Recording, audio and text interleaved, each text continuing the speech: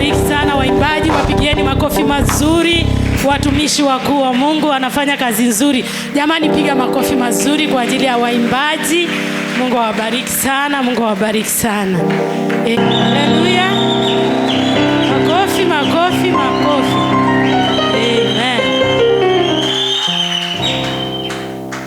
Let's bow our heads and pray to allow the presence of God in our midst. Father Almighty, we thank you because of this day. Thank you for the light of the day which you have made us to see it shining upon us. This is a wonderful time bound to hear you. The Bible tells me you sent your word to heal our diseases. So this is a time of healing. May you speak to every situation and circumstances. May you destroy all barriers and yokes. May you bring down all strongholds. May you let your people leave this place with peace and joy from your word. In Jesus' name I pray. Amen and amen and amen. So tunashukuru Mungu, ni Jumapili ingine. Ukimuita Bwana akasikia, unastahili kujua hakuna jambo lisilowezekana. Nabii anasema niite nami nitakuitika. Ni Mungu anaongea na nabii, amwambia ambia watu wangu waniite nami nitawaitika. Natawaonyesha mambo makubwa na magumu wasiyojua. Last week tulisema kila kinaweza fanya Mungu asitusikie ni dhambi. Maandiko yanasema sikio la Mungu sio zito, wala mkono wake sio mfupi, lakini dhambi zetu zinaweza zikazuia Mungu kusikia na Mungu kufanya. Na kwa hivyo maisha mtu aliyetengwa na dhambi anaitwa mwenye haki. Daudi anasema nilikuwa kijana, leo ni mzee, sijawahi ona mwenye haki ameachwa, wala uzao wake ukiomba chakula. Ni marufuku katika neema ya Mungu kuomba chakula. Walio ndani ya haki, wale wamesema no to sin, wanaweza wakaishi na wakamshuhudia Mungu katika maisha yao. Kwa maana mkono wa Mungu unaweza ukawapa chakula. Elijah anakimbia Yezebeli kwa sababu Yezebeli amekusudia kumuua. Na kwa hiyo Elijah akaondoka akakimbia yule mama asimuue. Na maandiko yanasema akafika kijito Kidron. Na alipofika kijito Kidron akalala hapo. Akamwambia Mungu, imetosha, itwae roho yangu. Mimi sio bora kuliko manabii waliouawa. Yatosha kuishi kwangu. Nabii amekata tamaa, lakini Mungu bado yupo. Maandiko yanasema katika kile kijito Mungu akamlisha Elijah kwa njia ya mnyama anaitwa kunguru, akimletea nyama na mkate. Na kwa sababu yuko kijitoni anakunywa maji, kwa maana Mungu anaweza. With God all things are possible. Ni lazima akili zetu zielewe tunatumikia Mungu anayeweza yote. Hata kama kuna milima mbele yako, kuna Mungu anayeshusha milima ya watu wake, na hiyo milima inakuwa nje tambarare. Kuna Mungu ambaye anaweza akaongeza miaka yako, hata kama daktari amesema imeisha. Babalai alituambia siku moja msichana mmoja amepimwa, akapewa wiki 3 za kuishi kwa sababu ya ugonjwa wa roho. Na mama yake akaambiwa mpeleke India, na uwezo wa kuwapeleka ukawa yumkini ni issue. Akakumbuka anatoaga fungu la 10 ya ICC. Akaamua kubeba mtoto wake kumleta kanisani ili aombewe. Na mzee Laimana alikuwa na information. Alipomuita na mama yake, alifanya kumwambia msichana, wewe ni mdogo sana, hauwezi kufa, rudi ukaishi. Na katika hiyo neno tu, yule mtoto aliyekuja ameshikiliwa akaanza kutembea mwenyewe. Kuna Mungu anaweza, kuna nguvu inaweza ikafanya mambo makuu. So aliporudi mahali alifanyiwa kipimo, wakamdirect hadi Nairobi mahali kuna mashine zaidi. Alipofika akatoa hiyo picha. Daktari wakauliza nini ulifanyia mtoto? Na daktari akasema hata mimi nasema enda ukaishi, umepona. kuna nguvu ya baba yetu, kuna uwezo wa baba yetu usiozuilika, kuna nguvu isiyopingwa, kuna mamlaka isiyozimwa. Mwamini Yesu aliye hai, mwite Mungu bila kuchoka, kwa sababu akisikia sauti yako na vitu vyote ambavyo vimekuwa milima na ngome zote zimejengwa na maadui, hizo ngome zitavunjika kama ngome ya Yeriko, na utaingia ndani, au utakaa nje kwa kuzuiwa na maadui. Wakati umefika na ni mwezi wa 6, utavunjiwa kila ngome na Bwana. Atavunja kila madhabahu, ataharibu kila silaha za adui. Anasema, tazama nimemweka mtengeneza silaha na nimemuinua mharibu silaha. Yule anatengeneza silaha kinyume na wewe, mwezi wa 6 ameinuliwa mwingine atakayeharibu silaha zake. Lazima utapenya kwa jina la Yesu, na kama unaamini patia Yesu shangwe na vigelegele. Tutakuwa na ushindi kwetu. Mungu atatushindania, Mungu atatuwezesha. So namba 2 tukasema lazima uwe na moyo wa kunyenyekea na kubondeka, ndio mwite Bwana aitike. Watu wenye kiburi hawezi ita Bwana akaitika. So na maandiko nasema, huyu mtu ndiye nitakaye muangalia.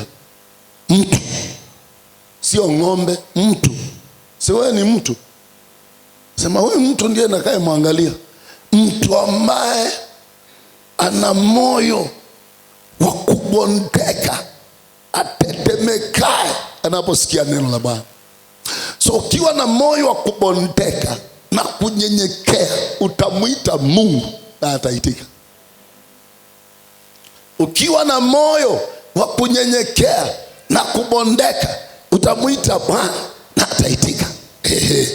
Kwa hivyo vaa moyo wa kunyenyekea, reliance to God, trusting God, relying to God. That attitude itafanya umwite Bwana na Bwana aitike. Mungu hahitaji degree ndio umuite, wala hataki kujua unalala nyumba iko na ghorofa ama unalala ya magunia. Moyo wako ndio issue. Ukiwa na moyo wa kubondeka na kunyenyekea, utamwita Bwana na ataitika. Na muelewa, mtu mmoja hawezi mwita Bwana na akaitika, anaitwa msengenyaji. Pole sana, huwezi mwita Bwana akaitika. Mtu wa fitina hawezi. Msengenyaji ni kama mtu aliyebeba mavi nyuma yake. Ukibeba mavi, inzi watakufuata. Ukiwa mtu wa kusema watu, mapepo yatakufuata. You become a candidate of the devil. Mwalimu wangu wa theolojia aliniambia, moja kati ya vitu tunafanya maombi yetu yasijibiwe ni kuomba tukisema watu.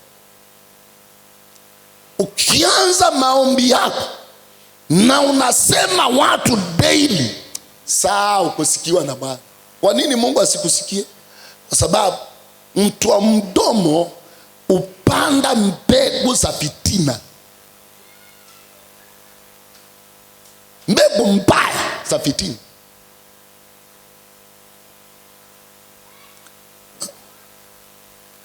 He sows seeds of division.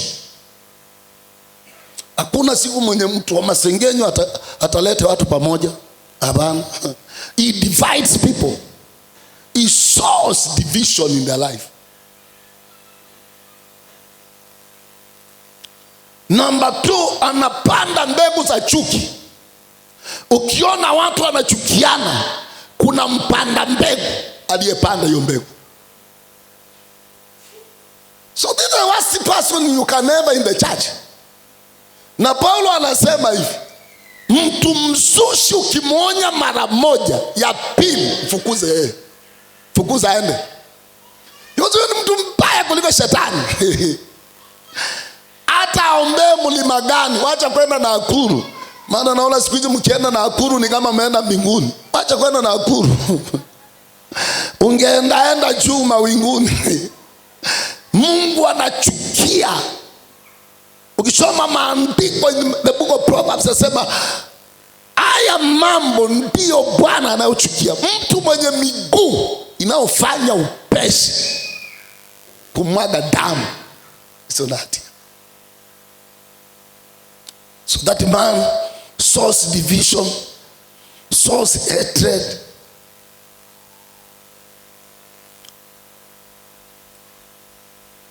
And at the end of the day, ni ule mtu ambaye vijana wanasema, I don't want peace, I want a problem. Ni mtu atakaji amani. He wants always problem.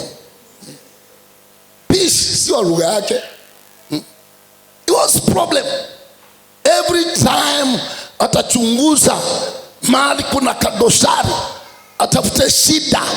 Maana he always sows seed za division, seeds of hatred, seeds ambazo si za kiungu. So he never loves peace.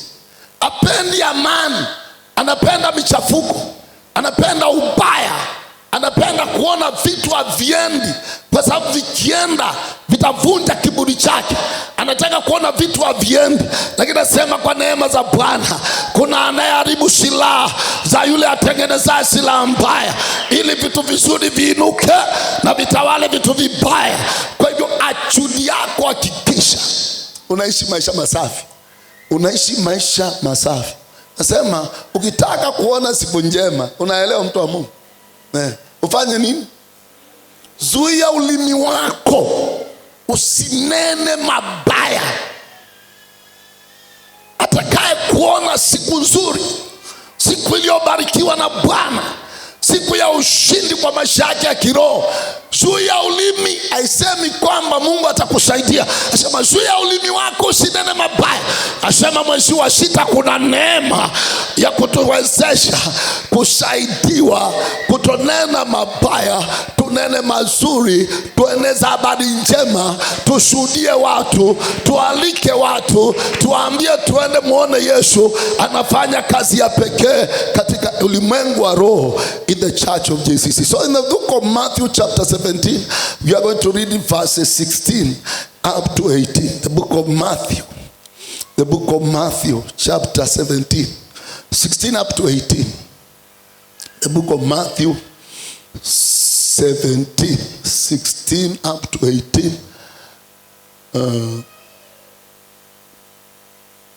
Kioko kifika hapo naweza ukatusomea kama inachelewa.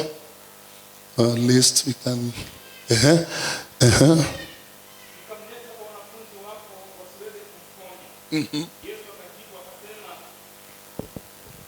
Asante.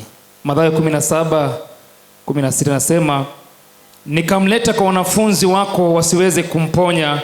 Yesu akajibu akasema, enyi kizazi kisichoamini, kilichopotoka, nitakaa pamoja nanyi hata lini? Nitachukuliana nanyi hata lini? Mleteni huku kwangu. 18. Yesu akamkemea pepo, naye akamtoka. Yule kijana akapona tangu saa ile. Yule kijana akapona tangu saa ile. Vinazungumza habari ya baba ambaye alikuwa na mtoto ambaye aliteswa na pepo ya kifafa, kwamba kutoka utoto mtoto aliishi akianguka na kuteseka. Na anasema mara nyingine angeanguka hata kwa moto, kwa sababu mtu akifafa hakuna mahali hawezi akaanguka.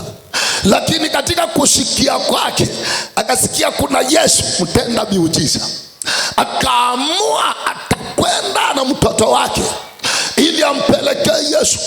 Alipofika kwa Yesu akakuta Yesu hayupo. Yesu ameenda mahali, lakini wanafunzi wapo.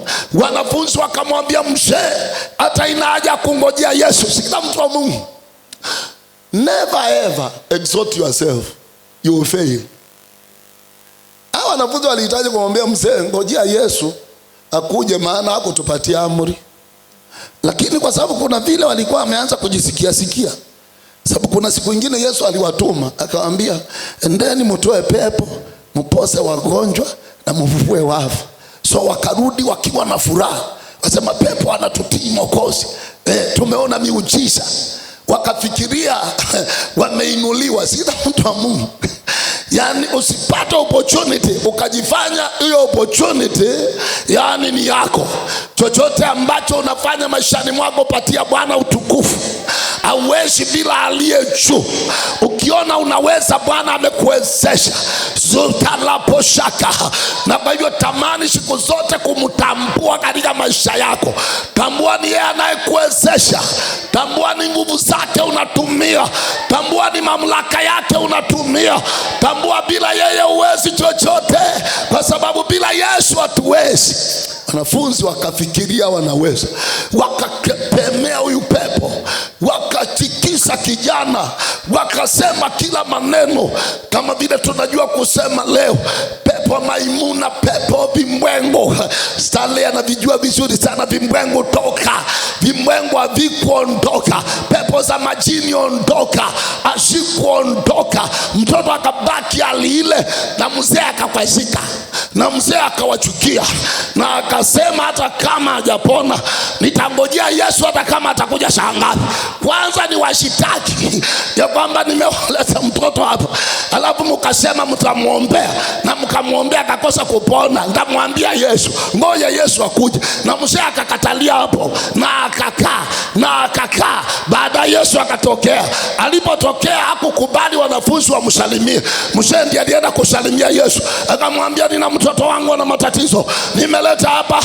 Hawa jamaa wakamkoroga, wakamuumiza, mtoto hajapona, lakini nilikuwa nimekuletea wewe, sikuwa nimekuletea. Maana mzee aliamua kuwashitaki. Sikuwa nimewaletea hawa, nilikuwa nimekuletea wewe. Yesu akasema, ni kizazi kisicho na imani, nitachukuliana na nyinyi hata lini? Mzee akaendelea mashtaka. Bwana, hata kama sina imani nisaidie basi. Nisaidie hiyo imani. Sasa kama ni imani sina na unataka imani ndio utende, nisaidie. Nisambazie hiyo imani. Yesu akaangalia vile amesukumwa na mzee. Mzee amekataa, na Yesu anajaribu kupiga chenga, anamwambia no, yani hata kama nimekosa imani Bwana wangu, nisaidie hiyo imani, nataka mtoto apone.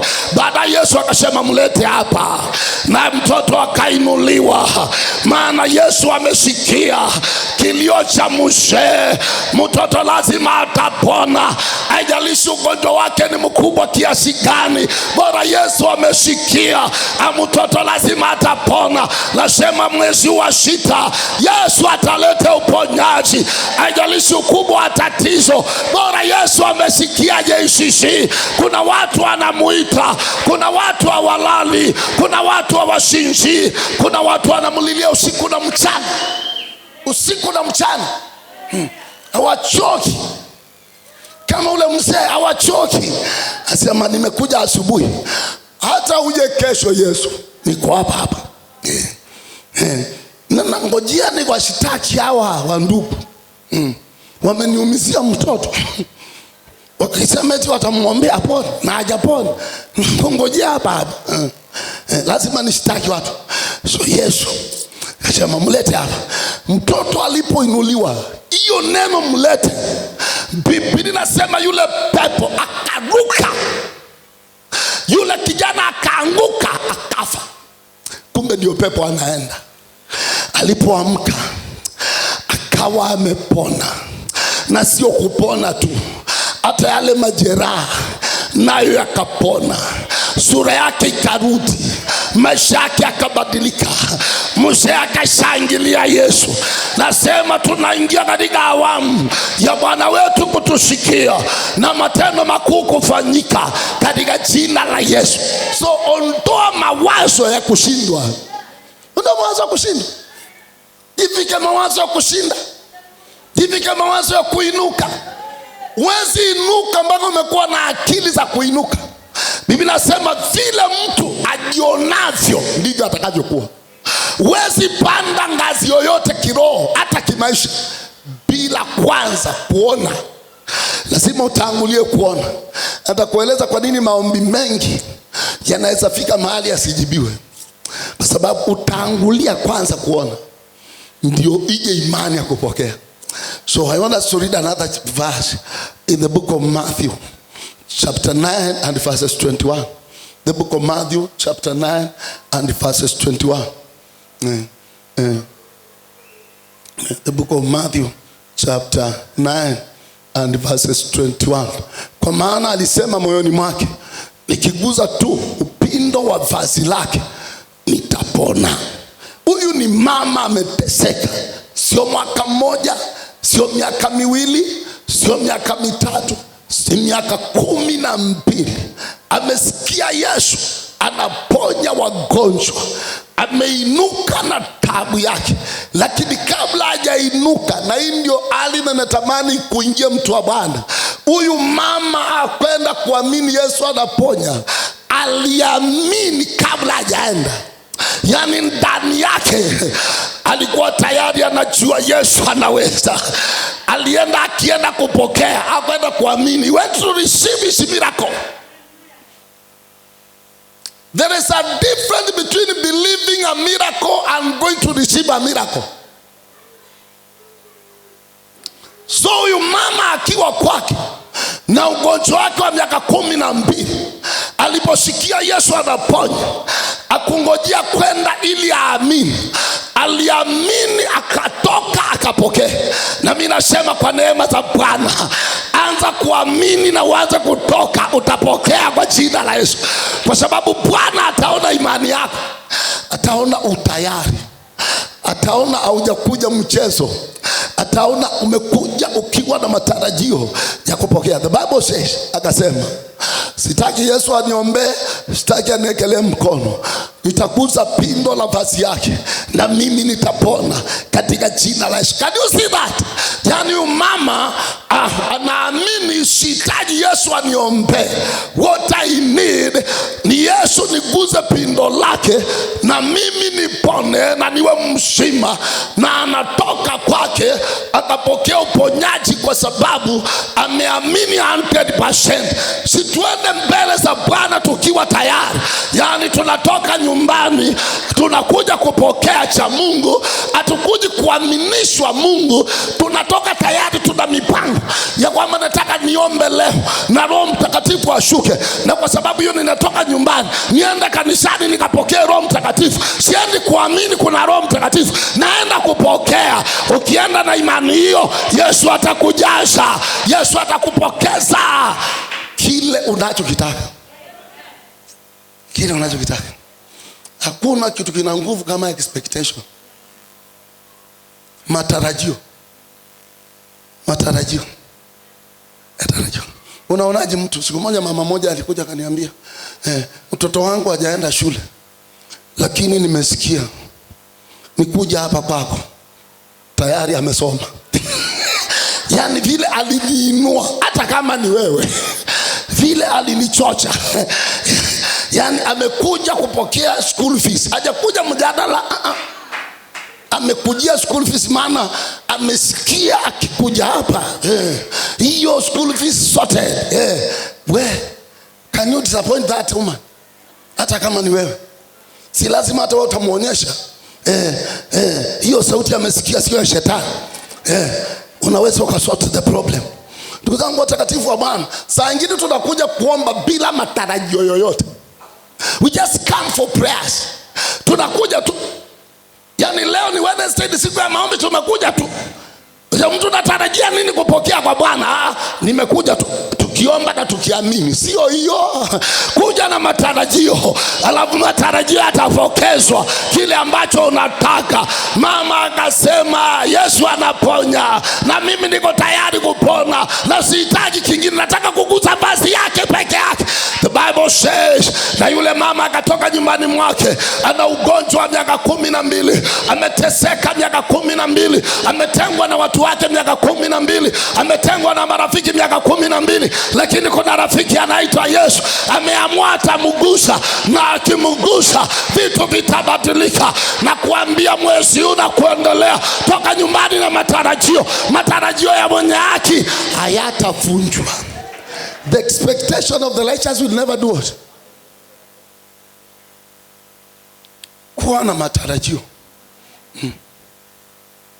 Ukianza maombi ambayo hayana matarajio, Ndio la maombi watu wanaomba mpaka asubuhi, bobo lo lo lo bo lo lo bo lo lo lo bo lo lo lo. Tufike asubuhi tuende nyumbani. Ifika saa 8 gia zinaanza kuchoka. Solo lo lo lo lo lo lo. Solo lo lo lo lo. And you came without expectation.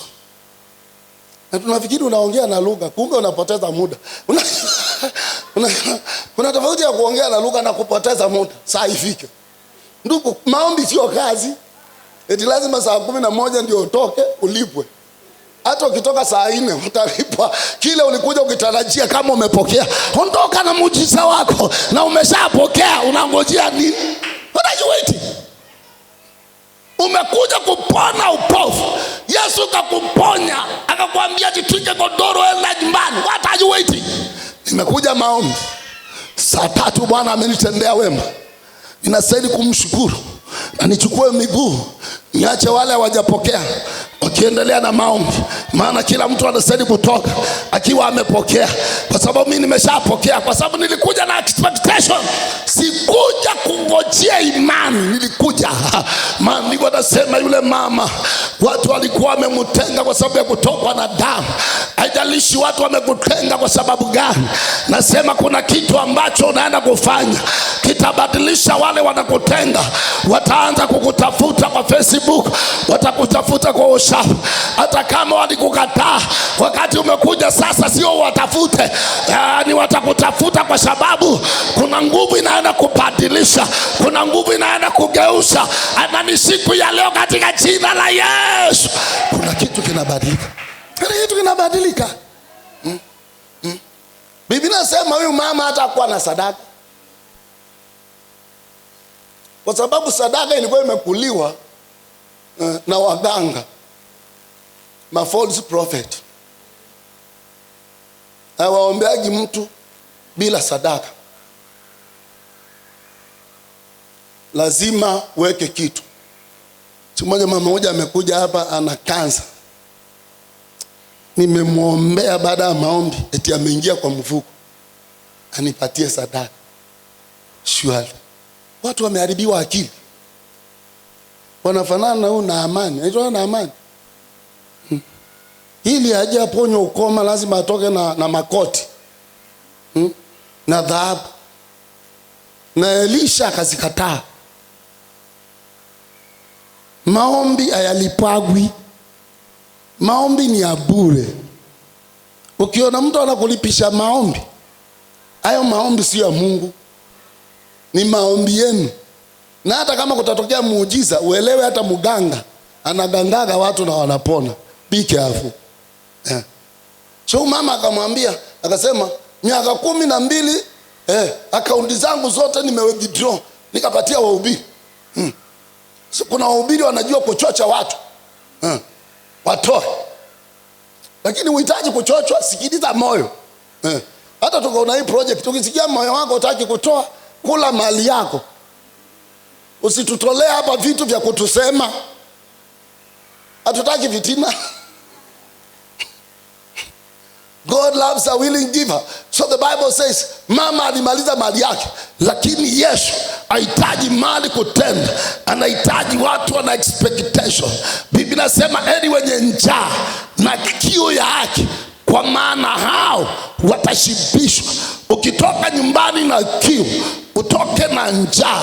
Umekuja kukutana na Mungu. I'm telling you for free. Utakutana na kile umekujia kwa Mungu aliye hai. Mama Samueli alitoka nyumbani akasema ninaenda hekaluni, kuna sherehe ya dini. Sitaki kujua hiyo sherehe, nataka hiyo sherehe iishe, alafu baada ya sherehe nitabaki na Mungu aniambie kwa nini ameninyima mtoto wakati wa mama wengine wanazaa mapacha na wengine wanatoa watoto wanaua. Kwa nini Bwana aninyime? Kwa hivyo alitoka nyumbani akasema ibada ya kanisa ikiisha sitaki kwenda nyumbani, nataka kubaki na Mungu anieleze vile ambavyo nitaitwa tasa miaka yote.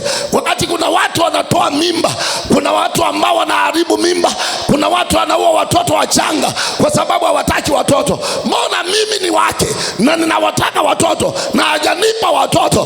Kwa hivyo wakati alienda na bwana wake, ibada za kanisa zikaisha, bwana wake akarudi nyumbani kwa shitiati wa pili. Yule mama akabaki, moyo wake umejaa yani matarajio ya Mungu, akamlilia Bwana.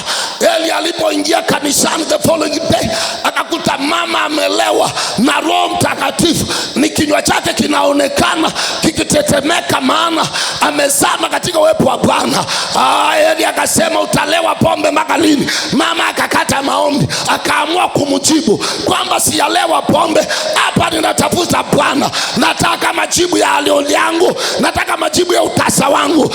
Eli akasema, mama ondoka, kama vile umetaka ikawe hivyo kwako katika jina la Yesu. Na mama alipotoka, Mungu wa rehema na neema akaleta majibu. Mama akapata mimba, akazaa Samueli, na Samueli yupo leo, anaishi hata sasa, kwa sababu alitokana na mama aliyetoka nyumbani akiwa na matarajio, akiwa na matarajio. Maombi ya kuomba bila matarajio siku mingi yatafeli, kwa sababu yataonesha hakuna imani, no expectation. Yule mama alifika kwa Yesu, akapenya penya, maana hakuwa anataka azungumzo na Yesu, kwa sababu angemwambia kwanza anatokwa na damu, mama aliogopa atafukuzwa, kwa sababu Wayahudi walikuwa waguzwi na mtu anatokwa na damu. Hata kitanda yako kinakuwa najisi, na ukimaliza unajisi unaosha magunia yote, unatakasa kila kitu. So unataka uone umama ile loneliness alikuwa nayo for 12 years. Hakuna mtu anamkaribia. Mzee uko aliama yake yote. Yule mtu anamletea chakula, anamwekea hapo kwa mlango, uchukue, na ukimaliza hizo sahani tupa kule, utatupa, ama ukiweka hapa mlangoni tuwe tunafaulishiaga hapo. Yule mama alikuwa na msiba mkubwa. Tatizo la mama alikuwa dogo vile tunaweza lichukulia, ulikuwa ni msiba mkubwa kabisa, lakini tarajio lake nalo lilikuwa kubwa kabisa. Akasema, sitaambia watu hali yangu, nitaenda kwa imani niliyo nayo, nitaguza pindo la Yesu. Na mama alipofika, akapenya penya, akaguza pindo la Yesu, na Yesu akiwa rohoni, akiwa anaelewa hitaji la mama, akasema, kuna nguvu imenitoka, na hiyo nguvu imefanya kitu kisicho cha kawaida. Nani amenigusa? Kwa sababu alisikia nguvu imetoka na imefanya kitu kisicho cha kawaida. Nguvu ya Mungu itushukie, na nguvu ya Bwana ifanye extraordinary things, ifanye mambo makuu zaidi ya yale tuombayo, zaidi ya yale tuwazayo, kwa utukufu wa Mungu aliye hai. Yule mama wakiuliza, utajuaje nani amekuguza? Na watu ni wengi. Yesu akasema, kuna mtu amekuja hapa na mpango wake wa kiroho, huyo ndio ninatafuta hapa katikati yenu. Na ule mama alipoona hawezi jificha, akatokea akamwambia Yesu, kwanza ninakushukuru, hivi unaniona nimepona, hata kama nimekuguza nikiwa na damu, I don't care. What I care, I'm healed.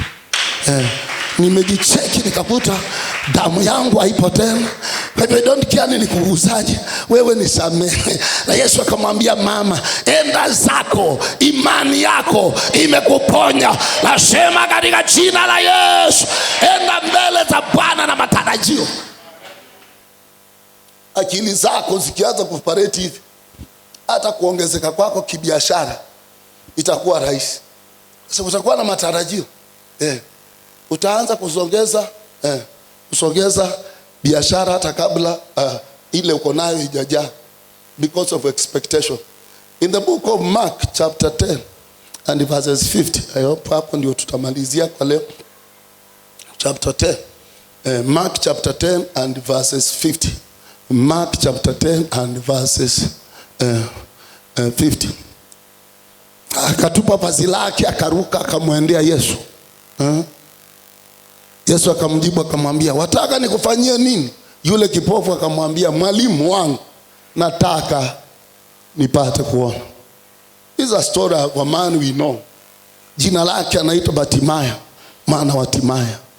Inasema huyu mzee alikuwa kipofu wa miaka mingi, lakini siku moja akasikia Yesu anapita ile soko anaombeaga sadaka, na kwa sababu hakuwa anaona, ilibidi akamate mtu amwelezee vizuri nani huyu anapita. Na yule mtu ambaye alimkamata akamwambia, Yesu mwana wa Daudi anapita. Akajua bas leo ninapona. This is a golden opportunity. Nimekosa mtu wa kuniunganisha na mtu. Unajua unakosaka saa nyingine mtu wa kukuunganisha na mtu. Unataka mtu lakini mtu wa kukuunganisha hakuna. Lakini huyu mtu unamtaka. Hata kijana unaweza taka msichana lakini mtu wa kukuunganisha akawa noma, hapatikani. Lakini unataka. Naendelea kutaka. Kwa sababu matalio ya mwenye haki hayatakatwa, lazima yatasimama. The Bible says huyu mzee yumkini alikuwa ametaka kukutana na Yesu asiweze kupata nafasi, lakini siku hiyo Yesu akajileta mwenyewe, kwa sababu kuna mtu ametakaga amuone. Na aliposikia Yesu mwana wa Daudi anapita, Bartimayo alidhihirisha matarajio yake kwa Yesu, ya kwamba aliinua sauti zaidi ya ndovu, kwa sababu ile kelele alipiga ilibidi abembelezwe atulie.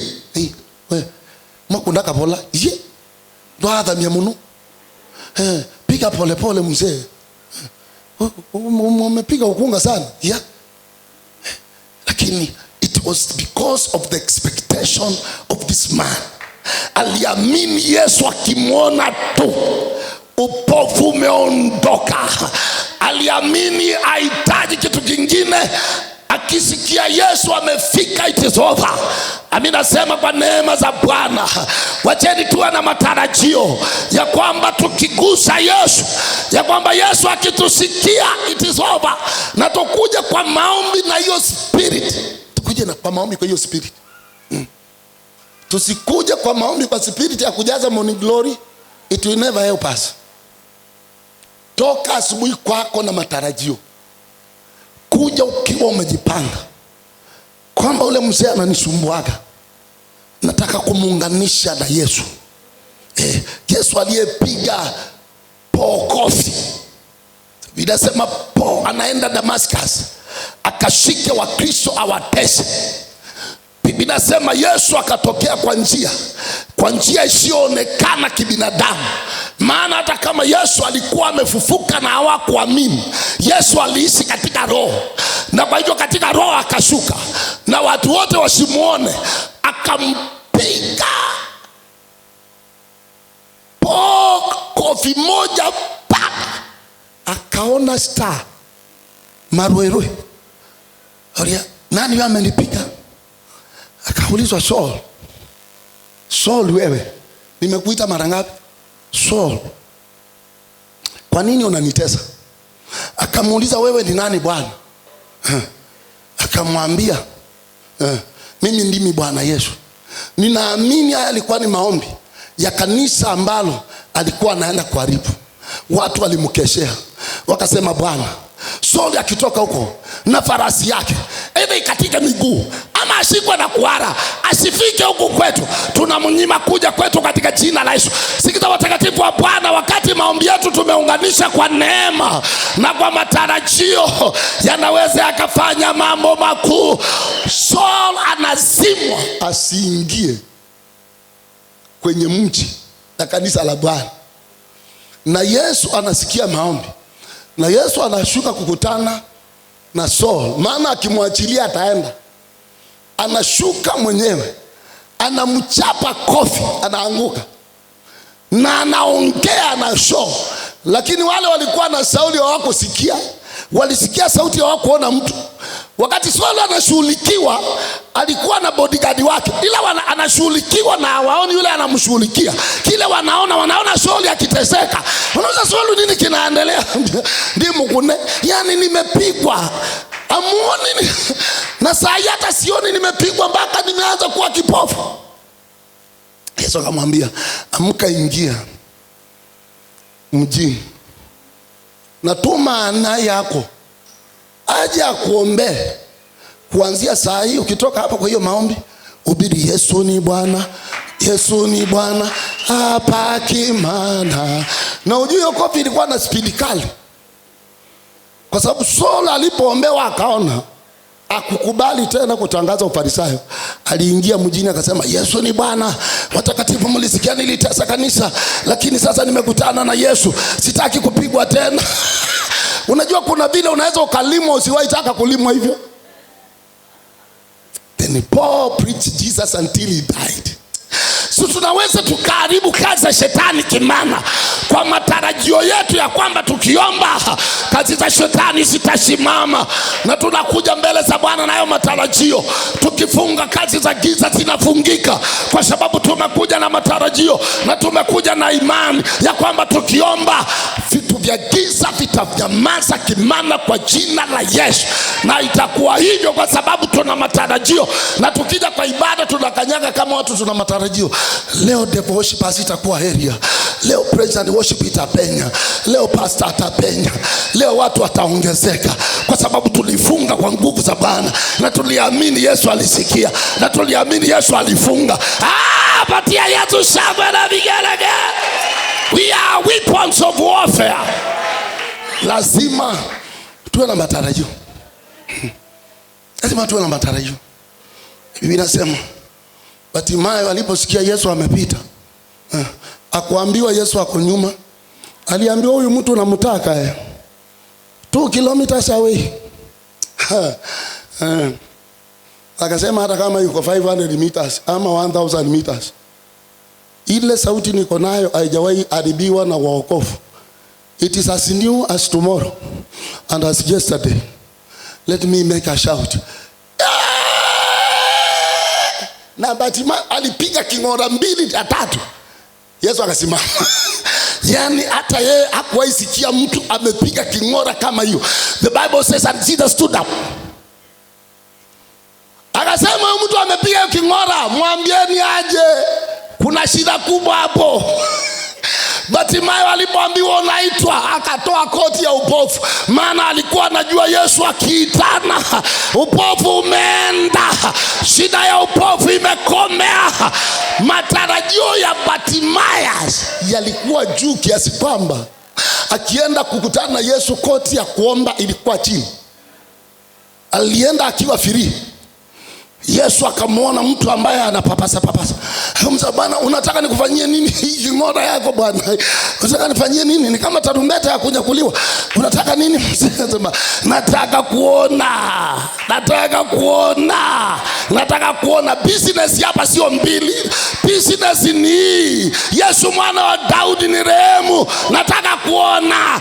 Na akaanza kukaa kama anaona. Ni wewe. Yesu akasema ona. You know there was one scripture I love in the Bible. A man came to Jesus and he said to Jesus, Yesu ukitaka waweza kuniponya. Na Yesu naye akamwambia nataka basi. Na kwa kusema hivi jamaa akapona. Kwa hivyo Bartimayo alikuwa na expectation. Alipofika kwa Yesu hakuwa anamwambia niombe nione. Alimwambia Yesu, business hapa ni moja, nataka kuona. Na akaanza kukaa kama anamuona, kwa sababu matarajio ni kwamba nione leo, na uwezi toka hapa kama sijaona. And I know Bartimayo kuna kitu kingine angefanya kama Yesu angefanya hatua moja mbele. Kuna vile angemurukia akatae na yeye, kwa sababu tunasoma kuna mzee mmoja anaitwa Yakobo. Malaika walishuka kijanja, anawaona kwa ndoto. And waende. Mbona kuna watu ninaona kwa ndoto wanateremka na wanapanda. Ateremka, hapana, wacha niamke. Akaamka akakuta ni malaika. Alikamata mmoja, akamwambia hapa ukitoka bila kunibariki najua wewe ni mwanaume. Na malaika akasumbua na Yakobo, wakapingirishana. Kukaanza kuonekana nuru inatokea. Akamwambia sasa utaitwa Israeli, niachilie niende. Utaitwa Yakobo tena, utaitwa Israeli. Matarajio yako ni ya muhimu. Mafanikio yako yamefungwa kwenye matarajio yako. Kile unatarajia kutoka kwa Bwana kipeleke kwa Mungu kwa moyo wako wote. Kipeleke kwa Jehova kwa moyo wako wote. Can I tell you something? Kuja mbele za Bwana kupokea. Usije mbele za Bwana kuamini. Kuja kupokea. Kuja kama umekuja. Kuja kama umekuja. One lady ninapomaliza anasema alikuwa na matarajio kupata mtoto baada ya kukaa muda mrefu bila kupata mtoto. Mpaka akaenda kununua nguo za mtoto. Akae kama anangojea mwezi wa 9. Sababu Yesu nimeomba sana. Sasa matarajio yangu nimenunua za kijana, ziko nyumbani, nimejipanga kujifungua. Hebu angalia kitu kwa Yesu. Yaani huyu ni Mungu anaambiwa na mama. Umechelewa sana. Mpaka sasa nimeona nitangulie. Nimenunua nguo rasmi na sio moja wala mbili, nguo za kutosha. Kwamba sasa inangojea kuzaa mtoto kijana ninyonyeshe. Wewe sema sasa. The ball is on your side. Utasema niendelee kukaa hivyo ama utasema matarajio ya Bwana ya mwenye haki hayakatabi. Yesu akasema hayakatabi. Mama pokea kijana. Na ule mama Bwana akamsaidia. Waliokuwa wanamcheka wakaanza kucheka mimba yake. Unajua watu wanaweza kukucheka na vitu vingi. Wasema hiyo mimba ni kubwa kama ya ndovu. Yaani ukiwa hauna watakucheka. Na ukipata watakucheka. Wanadamu hawana wema wala hawana uzuri, lakini watangazie waambie hivi, matarajio ya mwenye haki hayawezi yakakatwa. Ya kwamba tunaingia wiki ijayo, Monday kesho, tunaenda mbele za Bwana na matarajio. I'm going to receive from the Lord. I'm not going to pray by faith. I'm going to receive. I have already faith. That's why I'm walking from my house to the church to receive from the Lord Almighty.